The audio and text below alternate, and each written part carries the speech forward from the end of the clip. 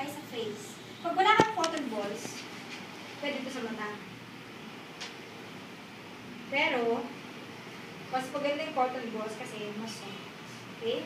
And then, punta na po tayo sa face. Sa face, wala sabon. May ka-handmade. Pag nagagawa pa ng handmade, kailangan nakatapat mo sa basic para hindi tumutuloy yung tubig. And then, saan na lang sa akin yung video. Oo, nahirapan ako. Sige, send ko sa'yo. Sa face. 1. SC stroke. 2, 3, 4. Ulit. Kunwari po, imagine niyo meron kayong cloth. Kailangan, kaya po tayo pag ganun, para lahat ng area magamit. So, this one first. 1, 2, dito naman. 3, dito naman. C. Ang top S, C. Marami pa bang stroke? A. C stroke. Capital C, small letter C. Capital C, small letter C. Bakit po tayo nag-handmade? Para lahat ng area magamit. Bakit? Kasi, pag ganito lang, bara-bara na ganito, minsan binunas mo na sa mukha, maulit pa din. Pero pag nagaganito ka, make sure mo na lahat ng sides talaga nagamit mo. Marte, no? Pero, susunod tayo. And then, other side naman, kung kanina pag ganun tayo, listen pag ganun, 1, 2, 3, 4. S, C. A, C, S, S, C. Okay? And then after po, tapos na tayo sa face, ito na tayo sa ulo. Pagdating po sa ulo, pwede tayo mag-start magsabot. Onting sabon lang, wala nang bukong baby. And then, tiga, bandaw. And then, handling ulit. I-lift yung head ni baby, takpan yung tenga, and then shampoo.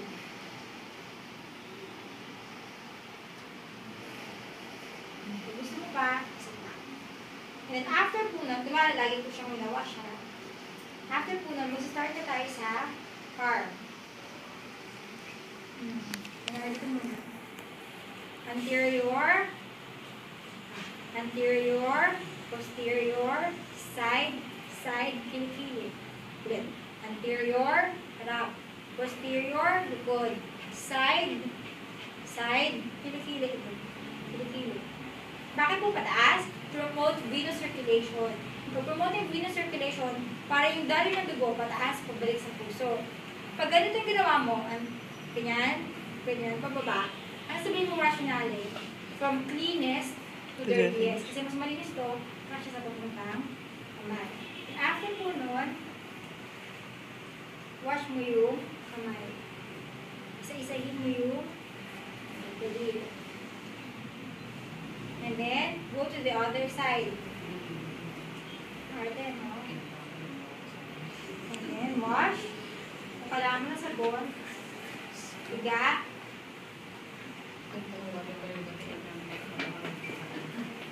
And then, matagal no, labig na dito. Sa bagay, kasi may ramp time daldal. 1, 2, 3, 4, 15. Wash. Isa-isahin mo kamay. Daliri pa lang. Okay. And then, sa dibdib. Wash, soap, higa. We have one side, 2, 3, 4. Puro pababa. Parang cleanest to dirtiest. And then if you want, kung rationale mo, una mo yung anterior, bago yung inferior. Kung saan pa posterior. Kung saan pa anterior, harap. Inferior, likod. Superior, taas. Inferior, baba. Pag ang reason nyo po ng paglinis, anterior, saka posterior. Ibig sabihin, makataas mo sa chest, magpapaa ka na. Kasi inuuna mo, lahat muna lang nasa harap. Pero pag ang reason mo, superior muna, bago ka mag-inferior, makatapos mo sa dibdib, mag-likod ka na. Kasi, ang likod, nasa taas. Okay? Pag maari lang, superior, inferior ako. Hindi. Tama. Superior, inferior ako. So, after ng chest, tatragot ko si baby. 1, 2, 3, 4. And then, so, pika, handmit. Tanggalin mo na to, hamper, labahan. Anterior, posterior, side, singit. Turn, para pang linis ng kamay. And then, wash. So, anterior, posterior, side, singit. And then, paa. Galinis sa paa. Then after that, tapos na po tayo sa back. Last natin yung pampers. So pag bukas, diapers bukas, fold, silip, fold, may tie or wala, lilinisan natin pregnant area. And then, cotton balls ulit, hindi mo pwede idip dito kasi meron na siyang soap.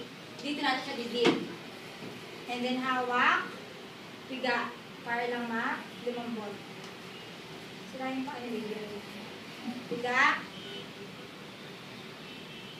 And then, top to bottom, down, bitaw, discard sa cotton. Ang ginagawa natin practice na mali, hanggang may space pa dun sa cotton, may konti pang tae, lahat ginagamit. Dapat, isang gamit lang, tapon. Palibago, piga, and then, down, tapon. Ulit down, tapon. And then, this one, hindi na sinasabon yung ito, i-fold like this. And then, hindi siya hamper. Dash na siya. Pero dahil wala tayong extra diaper, recycle. Okay? Tapos na si baby, nasabon na, kailangan na lang ng rinsing. So, ito po, isasampay ko ng hooded cloth. And kunin si baby, and then, tapos dito, itama yung pet sa top, hold, o kunwari, for the purpose of this, hold, and then, hindi mo na kailangang balawan yung mukha kasi di ba natin sinabot. Takpan yung tenga, kailangan ko na magano. Takpan yung tenga, the ear, and then yung ulo mo. And now, the egg, pilit-pilit, kamay, daliri, daliri side, pilit-pilit, kamay, daliri, chest, head, back, and then, turn, kung medyo malaki siya, pwede mo siyang i-turn.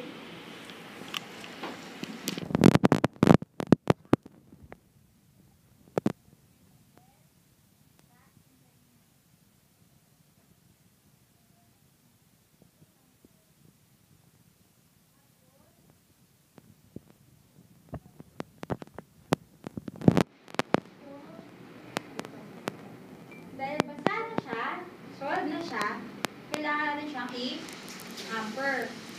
Bawal po itong habakan. Ang hawak mo, ilalim. Parte. Ilalim, fold, fold, hamper. And then, higa mo na si baby. Pag higa mo kay baby, pat dry. Pat lang, pat dry, pat dry. And then, kung kanina, last po natin tinanggal yung diapers. Bakit last yung tinanggal diapers? Kasi baka habang pinapaliguan mo, pinuparasan mo umihi o tumae. Sumunod na yan lahat. So, kung kanina, last natin tinanggal diaper, this time, first natin siyang ilalagay.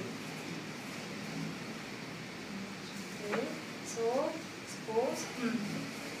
Kunin. Lagay yung diaper. Ito po, wala kasi siyang drawing. Pero, ito yung mga diaper, may mga drawing dapat. Ang tawag doon, wetness indicator. Hindi po natin kailangan hintayin na mawala na yung lahat ng drawing bago po tanggalin ang diaper. Ang life lang ng diaper, ideally, 4 hours. 2 to 4 hours lang. Puno or walang laman, 4 hours, hinububad na. Sa Pilipinas lang yung 24 oras. Sa Pilipinas lang yung hanggat walang tae, pwede pa yung bukas. Okay? So, maliit. Tapos mukha ng kangaroo yung anak mo, may bit-bit-bit. Lamalaga. Okay? So, ilalagay po. Ito po, yung design na to, hindi yung design lang para kay baby. Kasi si baby niya mo na-appreciate yung diaper niya eh. Para po yan sa atin, para malaman mo kung nasan yung gitna. Yung ibang mga diaper, may nakalagay 1, 2, 3, 1, 2, 3. Para po dito, dinagay mo sa 1, dito rin dapat sa 1 din.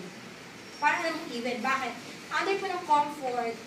Pag ano, 1 mo dito lagay dito, tapos isa dito. Pag tingin mo sa baby, yung dito, baka na ng garter. Yung dito, lumalabas ng ihi. Ito kating-kati na. Kasi tumatama ito lahat. Yung isa, hindi. So, for comfort. So, lagay. And then, keep it. After po ng diaper, next is yung damit para hindi magdamit. Pag naglalagay ng damit, yung isang sleeve muna. Hold. And then, lagay dun sa isang arm. Paglagay mo na sa isang arm, dahil basa na yung hooded cloth, ipo-fold mo na yung hooded cloth. Isasabay mo siya dito sa isang arm. Then, insert. Turn. Pagka-turn mo kay baby, tanggalin mo muna yung hooded cloth. Nang pa-fold ng ganito para ma-keep yung solid part, cover, saka makunin yung damit. And then, tali. Pero, walang tali. Ay, walang tali.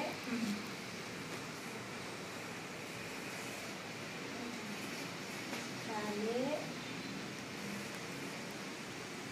And then, tali.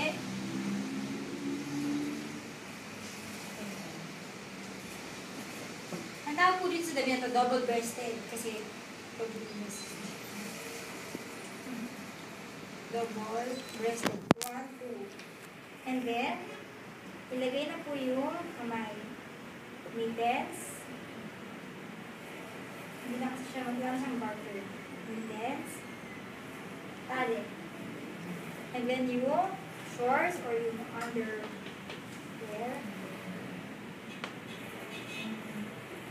And then yung booties. Booties. Ang cap po, optional. Pag malamig lang tayo, nagka-cap. Pag lalabas kayo, tapos mainit, saka lang nagka-cap. Pero pag mainit pero nasa loob lang ng bahay, wala dapat cap. Okay? And then, tapos na, ang pinaka-nakakalimutan ng lahat, tanggalin ang apron. So, tatanggal yung apron. Pag tanggal ng apron, bawal itong i-touch. Kasi solid siya. Kaya, doon ka lang sa likod.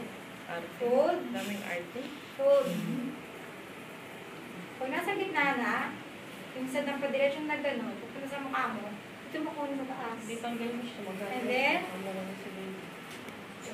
And then, kunin mo na si baby. Baby. Support the head and the back. Slide.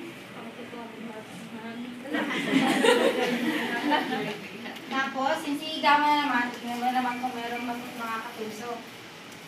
And then,